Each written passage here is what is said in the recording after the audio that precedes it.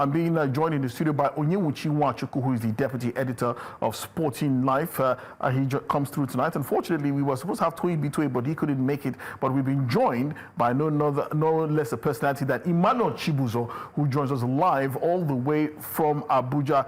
Gentlemen, thank you so much for coming through. Onye, always good to see you. And Emmanuel, thank you so much for joining us as well. Onye? Yeah, always a pleasure to be on the program. Looking particularly dapper. Yeah, you see that all the time, but no, I take the compliments. Okay, thanks. Okay, Emmanuel Chibuzo, can you hear me?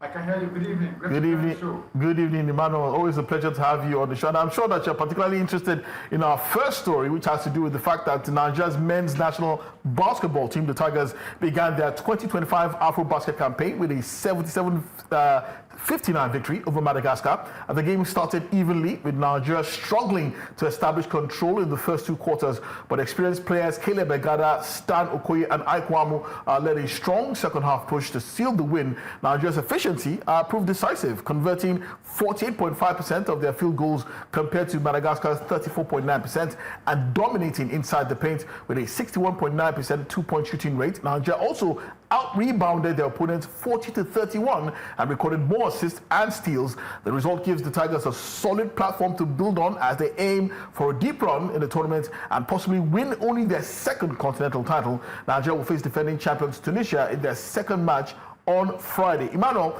good performance by the Tigers, but there are those who are saying that right now we shouldn't get carried away. Madagascar are basketballing lightweights on the continent, but I still believe any win is a good win. Good win. Like saying goes, it can only be just in front of you. But first, they gave us a scare. The first quarter, second quarter, they lost the second quarter to the Madagascar side. The third quarter, they came up top, and the fourth quarter, they still that game.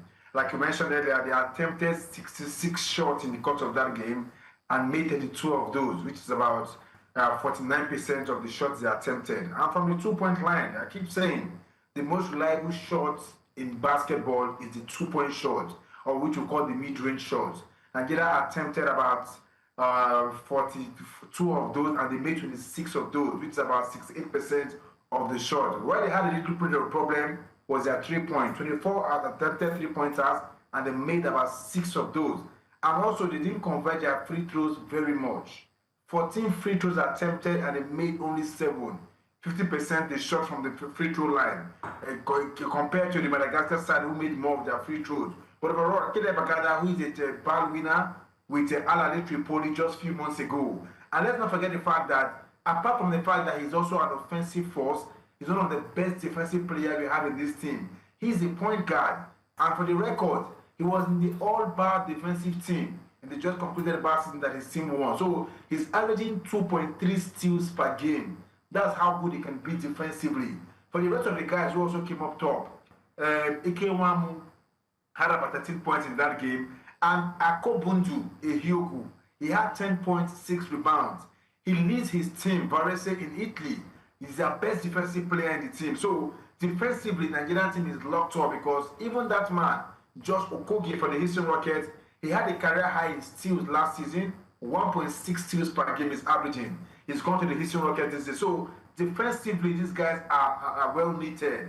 But like I keep saying, what do you have to give offensively? Caleb Egada will always come up top for you. Ikewamu, instrumental for Nigeria qualifying for this tournament in the last games we played for the qualifiers proper. And Stan Okoye, who plays his basketball in Poland, also came up top. So overall, the next game is against defending champion Tunisia. Let's not forget, Tunisia were the people who stopped us from defending our crown in 2017. Even though Ike Diogo, Black Caesar, was the MVP of that tournament.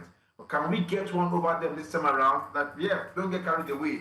But first thing, we've gotten this one off the bag, beating them well.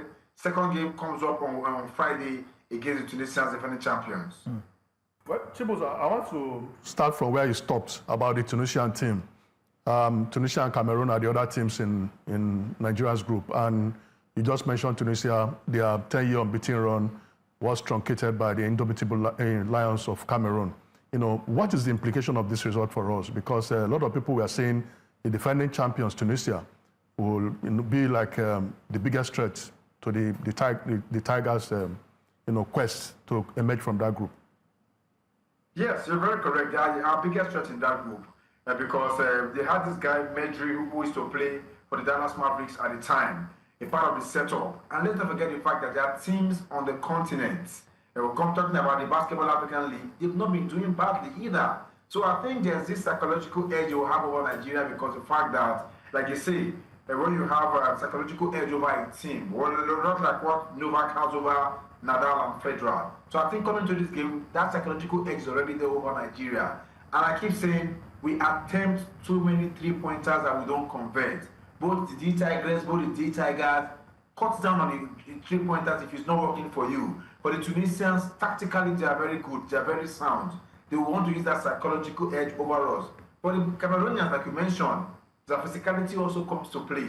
They use that physicality very well and also have players who play their trade abroad. For this Nigerian team, they've not played together since 2023. That's about 2 years ago.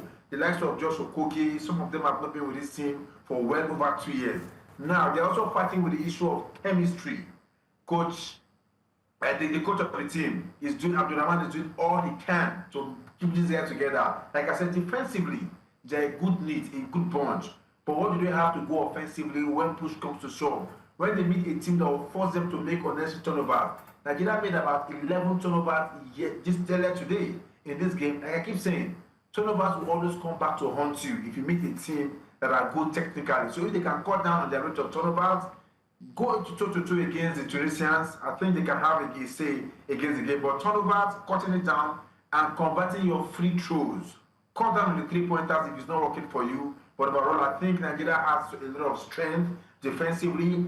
Hugo Akubondu is there. Josh Okogie is there. And that man who led the team is called Agada is also there. Offensively, they will always come together. They can pick up from where they have from the qualifying. We didn't play any friendly match. I was with them in Abuja when they were camping. They had less than a week to train. So no quality friendly matches to play. But overall, they are here right now. They won their first game. It will give them morale ahead of the second game against Tunisia. Well, you mentioned Akobundu, Akade Richard Akobundu, who is the center for the team. I thought it was amazing today. 6'10", was good offensively and defensively in the rebounds. So I thought that he's a key weapon. But I also understand what you said regarding maybe cutting down on the perimeter shooting when it doesn't seem to be working for you. But you also need big men in the paint who can make the moves and go to the post when required. But let's